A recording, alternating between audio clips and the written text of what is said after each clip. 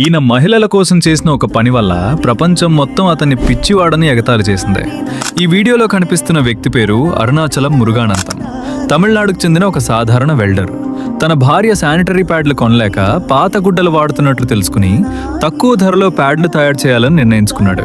కానీ అతని ప్రయోగాలను చూసి గ్రామస్తులు అతన్ని పిచ్చివాడని అవమానించారు. అతని భార్య కూడా దూరమైంది. అయినా అతను వెనక్కి తగ్గలేదు.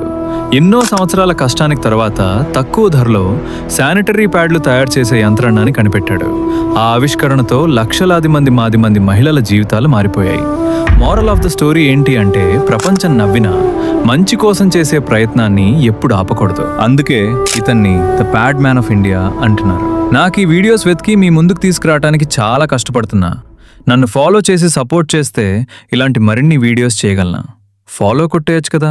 మనం నాశనం అయిపోయినా పర్వాలేదు, పక్కాడు బాగుపడకూడదు. అదేరా మన ఇండియన్ సైకాలజీ.